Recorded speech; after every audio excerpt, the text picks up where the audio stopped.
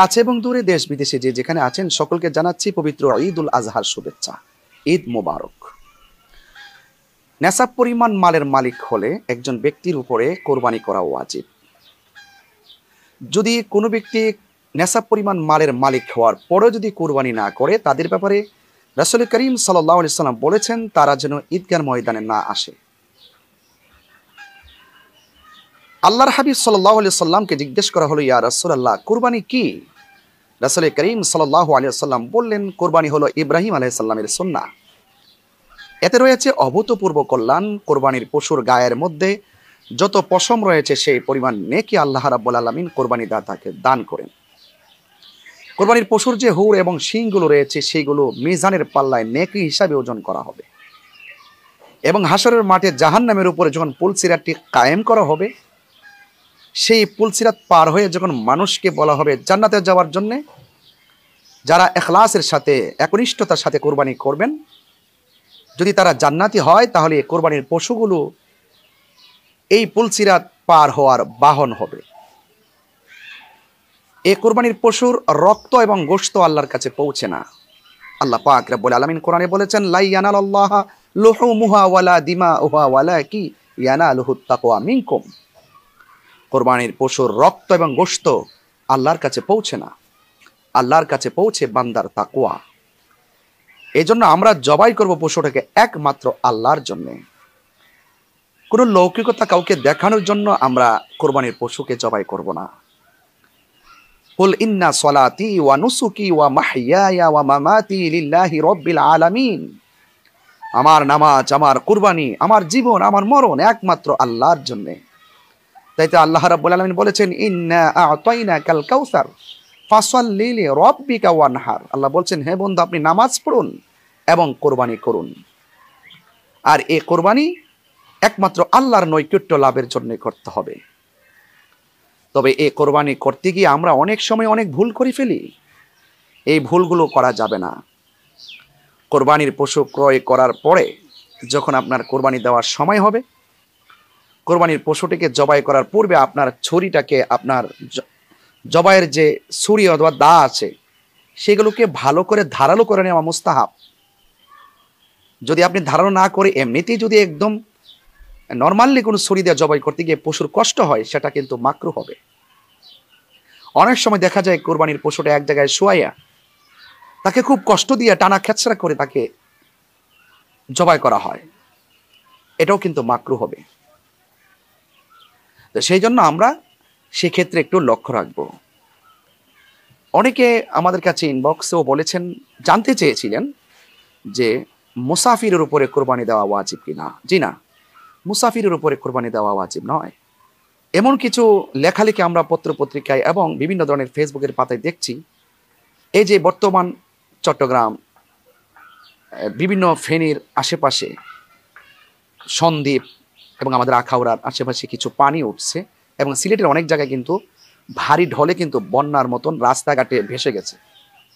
অনেকে চাচ্ছেন যে এই কোরবানির, এবছর কোরবানিটা দিলে যত টাকা খরচ হতো সেই টাকাটা বন্যার্থদের উপকারে বন্যার্থদেরকে দেওয়া যাবে কিনা।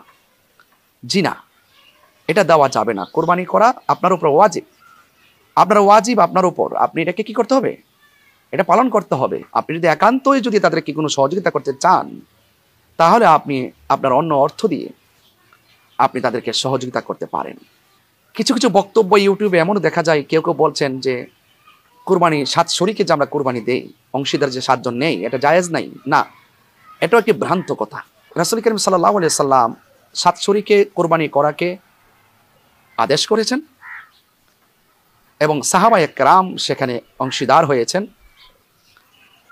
যারা বলেছেন 7 শরীকে কোরবানি করা যাবে না, ওনারা নিশ্চয়ই এই হাদিসের অপব্যাখ্যা করেছেন। তবে একটি কথা খেয়াল রাখতে হবে, কোরবানি যারা করবেন একদম পরহেজগার দেখে দেখে অংশীদারগুলো বানাবেন। কোনো সুদখোর যেন আপনার অংশীদার না হয়, সেদিকে আপনাকে খেয়াল রাখতে হবে। যারা অত্যন্ত তাকওয়াবান তাদেরকে বেছে বেছে আপনারা অংশীদার বানাবেন, কারণ এই কোরবানিটা করবো একমাত্র আল্লাহর সন্তুষ্টির জন্য। ইজা ইজতিমা আল হালাল ওয়াল হারাম গালাবাল হারাম। হালাল এবং হারাম একত্রিত হতে পারে না।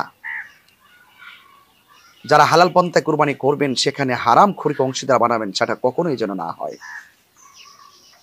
সুপ্রিয় দেশবাসী, আমরা যারা কুরবানি করব একমাত্র আল্লাহর জন্য করব। আসুন আমরা এক আল্লাহর জন্য কোরবানি করি। এমন কিছু তথ্য আজকে দেখেছি, অনেকেই এলাকা এলাকা ঘুরে ঘুরে বিভিন্ন ধরনের চামড়া কালেকশন করছেন, টাকা দিয়ে দিয়ে চামড়া কিনে নিচ্ছেন, তাকে বলে রাখছেন তোর চামড়া আমি নিব, এত টাকা দর। এইভাবে যদি কেউ জবাই করার পূর্বে চামড়া বিক্রি করে ফেলে, সেটা জায়েজ হবে না। পশু জবাই করার পর আপনাকে চামড়া বিক্রি করতে হবে। কোরবানির গোশত যারা বানাবে তাদেরকে কোরবানির গোশতটা বিনিময় মূল্য হিসেবে দেওয়া যাবে না। এটা জাস্ট উপহার হিসাবে এমনি তেমনি দিতে পারেন, পারিশ্রমিক হিসাবে আপনি তাকে অর্থ দিবেন। আপনাদের সকলকে অনুরোধ করব, কোরবানির গোশত শুধুমাত্র কোরবানি শুধু আপনি করবেন, আপনার পাশের ঘরের মানুষটা কোরবানি করেছে কিনা সেই খবরটুকু নেবেন। আপনার ঘরের গোশতের রান্নার ঘ্রাণটা ওই অসহায় গরিব তাদের নাকে যাওয়ার পূর্বে তাদের ঘরে আপনি গোশতটা পৌঁছে দিবেন। 3টে ভাগ করে 1 ভাগ নিচে খাবেন, আরেক ভাগ আত্মীয় স্বজনকে দিবেন, আরেক ভাগ গরিবদেরকে, এতিম মিসকিনকে দিবেন। কুরবানির গোশত যেভাবে আপনারা খেতে পারবেন পরিবার, ঠিক একইভাবে আকিকার গোশত আপনারা খেতে পারবেন। তো সেই জন্য আপনারা সবাই অত্যন্ত ইখলাসের সাথে, একনিষ্ঠতার সাথে, তাকওয়ার মাধ্যমে আল্লাহর সন্তুষ্টির জন্য আপনারা কুরবানি করবেন, এই আশাবাদ ব্যক্ত রেখে আজ এখানেই বিদায় নিচ্ছি। আসসালামু আলাইকুম। কাছে এবং দূরে, দেশ বিদেশে যে যেখানে আছেন সকলকে জানাচ্ছি পবিত্র ঈদুল আজহার শুভেচ্ছা। ঈদ মোবারক। নেশাব পরিমাণ মালের মালিক হলে একজন ব্যক্তির উপরে কোরবানি করা ওয়াজিব। যদি কোনো ব্যক্তি নেশাব পরিমাণ মালের মালিক হওয়ার পরেও যদি কোরবানি না করে, তাদের ব্যাপারে রাসূল করিম সাল্লাল্লাহু আলাইহি সাল্লাম বলেছেন তারা যেন ঈদগাহ ময়দানে না আসে। আল্লাহর হাবিব সাল্লাল্লাহু আলাইহি সাল্লামকে জিজ্ঞেস করা হলো, ইয়া রাসূলুল্লাহ, কুরবানি কি? রাসূল করিম সাল্লাল্লাহু আলাইহি সাল্লাম বললেন, কুরবানি হলো ইব্রাহিম আলাইহিস সালামের সুন্নাহ। এতে রয়েছে অভূতপূর্ব কল্যাণ। কোরবানির পশুর গায়ের মধ্যে যত পশম রয়েছে সেই পরিমাণ নেকি আল্লাহ রাব্বুল আলামিন কোরবানি দাতাকে দান করেন। কোরবানির পশুর যে হুর এবং শিংগুলো রয়েছে সেইগুলো মিজানের পাল্লায় নেকি হিসাবে ওজন করা হবে এবং হাসরের মাঠে জাহান্নামের উপরে যখন পুলসিরাতটি কায়েম করা হবে, সেই পুলসিরাত পার হয়ে যখন মানুষকে বলা হবে জান্নাতে যাওয়ার জন্য, যারা ইখলাসের সাথে, একনিষ্ঠতার সাথে কোরবানি করবেন, যদি তারা জান্নাতি হয় তাহলে কোরবানির পশুগুলো এই পুলসিরাত পার হওয়ার বাহন হবে। এই কোরবানির পশুর রক্ত এবং গোশত আল্লাহর কাছে পৌঁছে না। আল্লাহ পাক রব্বুল আলামিন কোরআনে বলেছেন, লা ইয়ানালাল্লাহা লুহুমুহা ওয়ালা দিমাউহা ওয়ালাকি ইয়ানালুহুত তাকওয়া মিনকুম।